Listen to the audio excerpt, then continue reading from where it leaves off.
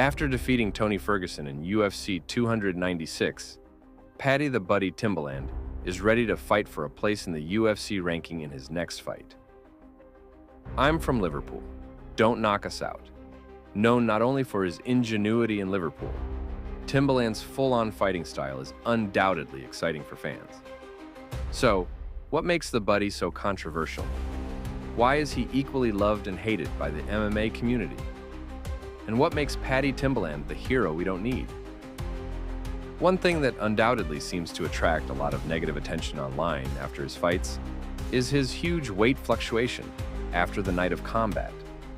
Resting that external lateral ligament, Buddy, just getting fat. Fat, fat, fat, fat. Although many fans use this to embarrass Paddy, other fighters and media members criticize the weight gain for being unprofessional. What do most people normally talk about? My weight, Buddy. People talk about my weight. No, it's so unprofessional. I agree, Buddy. They're smart. The way they don't look. Because you can use Photoshop to make someone look huge. But, Buddy, what they did to me was just make me look just a little bit fatter. Yes, to make it believable. Something important to remember in defense of the Buddy is that he doesn't usually go over the weight before the night of the fight. And not having to go on a diet seems to give him genuine happiness. I prefer to be fat and happy than marked. And look, these people who are marked all year are not happy. Not even half. I don't care what they say. However, his eating habits could partly explain some of his previous problems with cardio. Another important aspect to mention is the defense that Buddy makes of mental health, both inside and outside the octagon. And do you think the only way to solve this is by taking your life? Please talk to someone. Talk to someone. His words resonated with many people around the world, and this has earned him the respect of those who are in the broader field of MMA. Buddy also contributes his grain of sand to the local community and raises awareness about important causes such as the tragic case of little Lee Hodgson. Well, obviously, as you all know, I brought little Lee with me the last time. He lost his battle a couple of weeks ago. He died at the age of 4, and the other day, I received another horrible news. 5 hours before I had to weigh myself, I woke up and found out that one of my friends had taken his life. So, to be honest, it has been a difficult week. It has been a very hard week. And even so, in some way, fans of the fights have found ways not to like Pimblett. But how? He is a nice and charismatic young man with a streak of 5 consecutive victories in the UFC. Is his weight gain after the fights the only thing that generates so much negative publicity? Something that could help explain the strong criticisms directed at Buddy is his recent conflict with the famous journalist of MMA, Ariel Helwani. Ariel Helwani in particular, he loves to make money at the expense of the fighters. He criticizes you, he criticizes the UFC, even now he criticizes me. He uses the fighters to get clicks, to make money. Let go of the pasta, Ariel. Do you know what I mean? He starts paying people for these interviews, with which you earn thousands and thousands of pounds, little rotor. I just sat down and let that flow. I didn't want to interrupt. He is a huge sack of whatever he is. Although Helwani may not be the most beloved character in the UFC universe, he does have one of the largest platforms in the space of combat sports, and a considerable fan base that supports him. Although he's not without defects, Ariel has undoubtedly been an integral part of the media that covers this sport from day one. 31. How old were you in 2001? You were in 4th grade when I was already talking about MMA, when I was presenting an MMA program, when it was not popular, while you were drinking 2 bottles of Modelo and crashing them into each other, making trouble. I was campaigning and fighting for this sport to be covered by the media when you didn't even know what the acronym MMA meant. Taking this into account, it was peculiar when Buddy decided to criticize Helwani for not paying the fighters for the interviews he gave them, and even launched a defamatory diatribe against Dana White about the MC of MMA. And you do it for the exhibition. No, it's not like that. You do it to fill your pockets, Ariel, little rotor. Although it may be difficult to call journalism what Helwani does during the MMA hour, you are right that paying someone for an interview would certainly go against the journalistic integrity of a person. Of course, journalists make money. Of course, they pay us to present ourselves, cover events, and talk about them. Many saw this as an unjustified attack by Pimblett, and both he and his questionable representative, Graham Boylan, received their fair share of online criticism from fans. However, the rejection that many feel for Baddy is not just because he and his representative do not understand how journalism works. Certainly, there is much more behind this story. Something that all fighters need to be successful in the world of fights is confidence. And fans tend to respond positively to someone they perceive as someone who believes in themselves against all odds. However, there's a very thin line between confidence and arrogance. Nobody would criticize Baddy for believing in himself, but he often falls into the field of the unpleasant. A clear example of this would be his fight with Jared Gordon. I'm sure you saw it, but did you see Baddy Pimblett's fight after that decision? Oh, they gave him a Christmas gift right now because he clearly lost the fight. I don't think anyone in this room disagrees with me. In a little exciting fight, both reached a decision. Many felt that Jared had done enough to beat Baddy. So when the judges gave the victory to Pimblett, people felt that it was unfair to Gordon. But I told you, just before I said he won, Jared beat him. And we both agreed, and then I looked at you like, what? This often happens in close fights, and it is unfortunate for the winner, since he has no voice in the decision. But Baddy did not behave as if he had barely won by luck in a close fight. Hey, Baddy, that was close. It wasn't even close. He acted as if he had dominated in a spectacular way. Do you think it was a close fight? No, not at all. I won the first 2 assaults and relaxed in the third. I knew I had won 2 assaults, so I waited. I didn't want to do anything risky and lose the fight. I knew for sure that I won the first 2 assaults quite easily. He even decided to redouble his confrontation with Helwani, making a joke with Joe Rogan, which led to one of the most uncomfortable moments that have been seen in the octagon. Have you consulted with my representative to see how much they are paying me for this interview? Famously, in 2021, Tony Ferguson pointed out that Michael Chandler had given him more than what was due to him by the boss. And you said no, brother. I'll be honest, they gave you everything on the tray. You have the privilege of Dana White. Oh, Tony.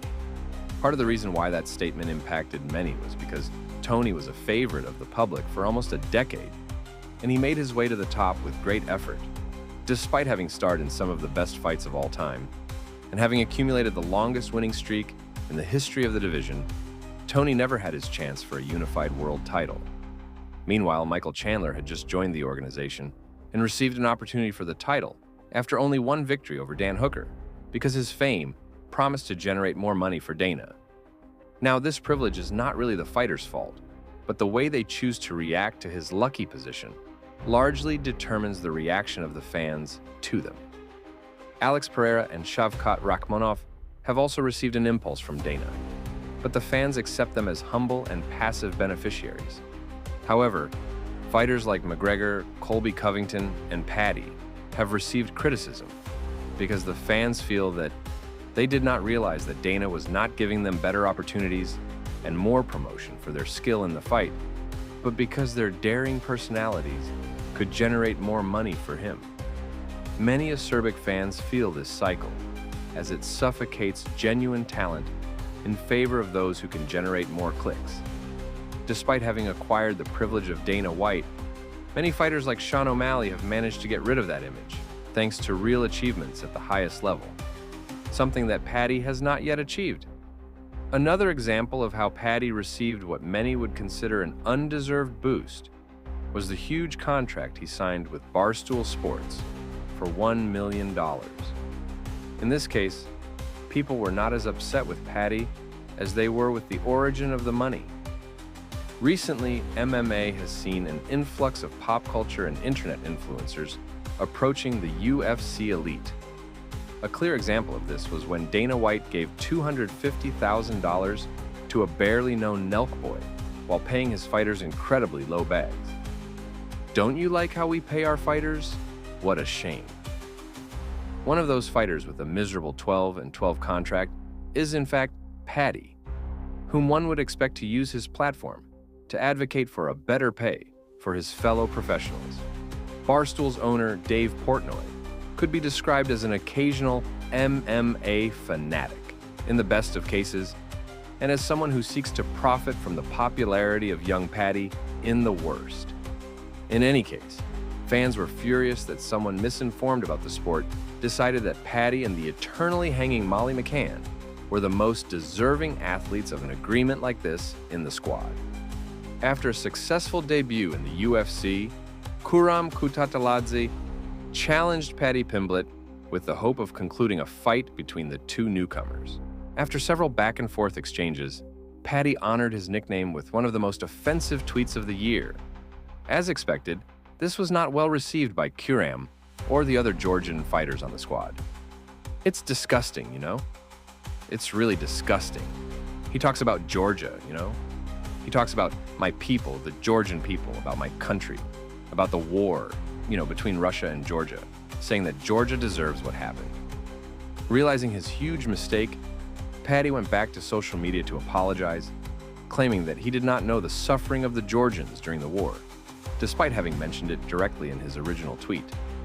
This poor attempt to cover up his traces did not do much to repair the bridges that he had burned, and many Georgian fighters still hold a grudge against him to this day. The sun began to rise that day. I swear to God, I need it. Now I can afford to wait. A fan from Kuwait just texted me. I told him that this would happen, and now we are not even a minute late. In a spontaneous meeting between the two, Ilya sought to confront Paddy for his comments about the Georgian people. When he saw Ilya, Pimblett threw a bottle of hand sanitizer at Topuria. What are you going to do? You're not going to do anything. You're not going to do anything, you piece of shit. Come on, sit down again. Sit down again. At the press conference, the tensions did not go down, and both fighters spent more time making fun of each other than answering questions about their true opponents. Paddy stated that Ilya would always be in his shadow, known exclusively by fans as the boy with the hand sanitizer. You're known as the hand sanitizer, little mestizo. However, despite the fact that Ilya started in the UFC at a similar time, Topuria is the youngest of the two fighters, and despite the genuine tension between them, they never got to fight. Paddy has won 5 fights and has not yet faced a classified opponent, while Topuria has not only risen vertiginously to the top of the division, but also finished the longtime champion Alexander Volkanovski for the title in just 2 assaults. And yet, Paddy insists that it was Ilya who was afraid to face him, disillusioning many who clearly recognized Ilya's talent. Well, Mr. Boy with the hand sanitizer, he can. Lions don't care about sheep's opinions. And then there's Pimblett's most recent fight against veteran Tony Ferguson. Tony Ferguson is an animal. Yes, an animal. Just like that. He's the most terrifying guy in the 155, in my opinion. Yes, I agree. Because Tony does things to people. He doesn't get tired. He's really crazy. Yes. A fan favorite for a long time, the Cuckoo had been in a radical and terrifying decline since he lost by technical knockout to Justin Goda in 2020. The legend, who once had the longest winning streak in the history of lightweight, was now on a streak of 6 consecutive defeats and had been knocked out in 3 of his last fights. Desperate to see the legend retire with dignity against other aged veterans, the fans were devastated to see the poor and old Tony paired with another young promise, this time in the form of Paddy the Buddy. As expected, Paddy won the fight, but his inability to finish Tony only reinforced the idea that the young man from Liverpool is overrated. Without a doubt, there is a large part of the fans who love Paddy, but it is also true that some only tune in to see him knocked out. My fighting style? Street fighter. It's raw. You're just finding out. But I've been doing this constantly for 10 years. I've fought against all the new guys, against all the veterans. I've shown my worth, and now I'm back to show it again. Just when they think they killed me, I'm back. Those who belong to this community have the hope that Paddy's next opponent will achieve just that. Do you think Paddy will be able to resist your power? We'll find out. We'll find out. Bobby Green's resurgence has been impressive, to say the least. And when he enters enemy territory in UFC Manchester, many expect it to be the most difficult challenge that Paddy has faced so far. Because he called me, he shouldn't have said my name. You should have said, save it for those other guys. This guy right here, he's gonna find you. And it's fair to say that Pimblett doesn't like Green either. Well, Bobby Green is just an idiot. His striking is very good. His defense against knockouts is good. And that's what he's going to try to do. Basically, use his defense against knockouts, keep the fight going, because he thinks he'll beat me in striking. Well, like I said, his jaw can't take it anymore, so he'll try to exchange blows with me, and we'll see what happens. If Paddy manages to beat Bobby in Manchester, he would undoubtedly elevate his status, even in the face of the toughest critics. Yes, it could be argued that Pimblett has been given favorable confrontations so far, but a victory over a veteran like Green would confirm that he belongs to the biggest promotion in the world. In reality, there is nothing morally reprehensible about Paddy Pimblett. He has made as many small mistakes as many other fighters, but his skills do not reflect the opportunities that have been given to him, and he fails over and over again to have the necessary self-awareness to understand why many reject his behavior. Or you say that Brendan Laughnan is your friend, and then you make fun of his followers on Instagram. It's as if the guy had become a walking contradiction, and it's disappointing. But it's not the first time we see someone reach a certain level of fame, and suddenly everything gets mixed up in his head. When examining his behavior, it becomes evident that people do not hate Paddy, but what he represents: privilege, nepotism, and delirium. Everyone left when that fight ended. Damn, Paddy finally lost. Damn, Paddy lost. Everyone in our building said, damn, Paddy lost. 100%, there was no doubt. And then it was a unanimous decision, and I was like, oh, I thought Paddy had at least won a robbery. And then Paddy was screaming, Dana, 50,000. And Dana said, yes, fight of the night. Pimblett is a young man worthy of admiration for his intense efforts and no reservations within the octagon. Although for now there is no visual proof, there is a lot of room for improvement, both in his technique and in his self-image. From Liverpool to Las Vegas, the world has become the oyster of the Scouser. But only time will tell if in this story, Paddy comes out victorious. And I beat those incomprehensible probabilities. It was always me against myself. It was never me against you. And now, I'm fine. I wake up and do my part. I wake up and do my job, as it should be. It was always me against myself.